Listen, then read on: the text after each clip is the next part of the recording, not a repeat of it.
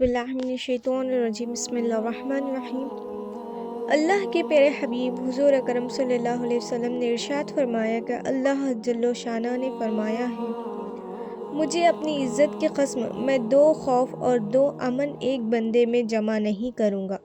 یعنی اگر کوئی شخص دنیا میں مجھ سے ڈرے گا، آخرت میں بھی اس کو بے فکر رکھوں گا، اور اگر دنیا میں وہ بے فکر رہے گا تو قیامت کے دن اس کو خوف میں رکھوں گا۔